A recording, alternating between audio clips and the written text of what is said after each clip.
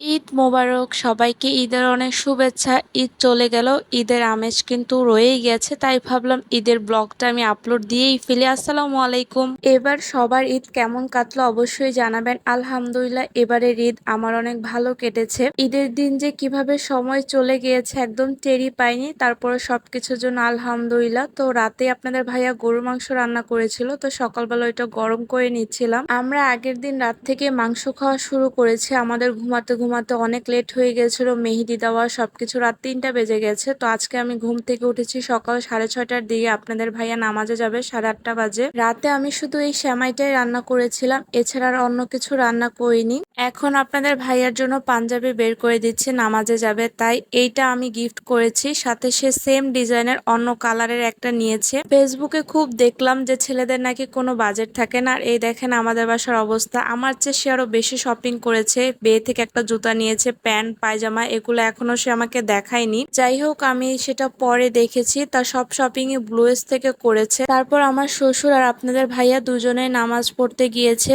দুজনকে সেমাই খেতে দিয়েছিলাম, আর ওইদিকে সায়ান ঘুমাচ্ছে। এখন আমি পুডিং বানাবো, তাই পুডিং এর ক্যারামেলটা সেট করে নিয়েছি। আজকে আমি 2টা ডিম দিয়ে পুডিং বানাবো। আসলে এই রমজানে এতটাই ব্যস্ত ছিলাম যে ওইভাবে আগে কোনো কিছু প্রিপারেশন নিতে পারিনি। আমি সবসময় ঈদের আগে সেমাই সবকিছু রান্না করি। পুডিংটা সেট হতে আমি পাশের চুলায় দিয়ে দিয়েছি, আর এখন আমি আরেকটা আইটেমের সেমাই রান্না করব। এই সেমাইটা আমার অনেক পছন্দের, ঘি দিয়ে ভেজে নিচ্ছি। তারপর আমি গুঁড়া দুধ আর লিকুইড দুধ মিক্স করে সেমাইটা রান্না করেছি। এই সেমাইটা খেতে আমার কাছে অনেক ভালো লাগে, আর এটা হচ্ছে আমার ঈদের মেইন ড্রেস। তো আমার ঈদের কিছু গিফটও পেয়েছিলাম। এই ড্রেসটা হচ্ছে আমি আগে একটা পরে ফেলেছি, আর এই ড্রেসটা আমি গিফট পেয়েছি। ড্রেসটা খুবই সুন্দর, কিন্তু বানানো হয়নি, সময়ের কম ছিল তাই। আর আমি হোয়াইট আর পিঙ্ক যে ড্রেসটা, ওইটা আজকে সকালে পরবো। আর এদিকে হচ্ছে আমাদের পাশের বাসায় আমি খাবার পাঠাবো সকালের। আমাদের বিল্ডিং এ আমি আর আমাদের পাশের বাসার ওই ভাবি শুধু আছে, এছাড়া সবাই বাড়িতে চলে গেছে। আর আমি এছাড়া ঈদের যারা থাকে সবাইকেই সকালবেলায় সেমাইটা পাঠাই, আর দুপুরে খাবারটাও পাঠাই। প্রত্যেক ঈদেই সবাই আমাদের বাসায় পাঠায়। বিয়ের পরে এখনো আমার বরিশাল গিয়ে ঈদ করা হয়নি,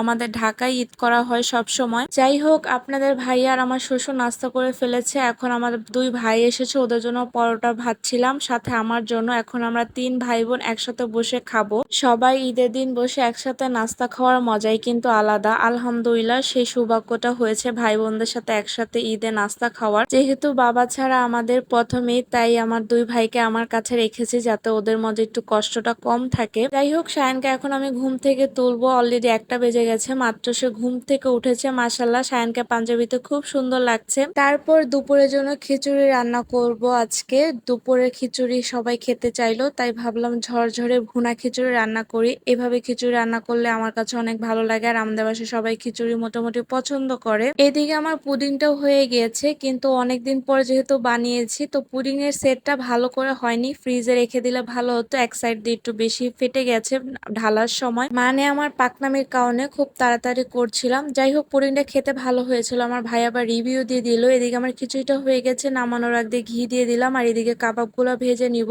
আর সাথে মুরগির মাংস ছিল আজকে। যেই গরম পড়েছে তাই ভাবলাম একটু মোজো খাই, মোজো খেলে একটু মনে হয় ভালো লাগবে। আমি এমনিতে মোজো খাই না তেমন বেশি। আর রাতের দিকে আমরা সবাই মিলে লুডো খেলছিলাম। তো এই ছিল আমার ব্লগ।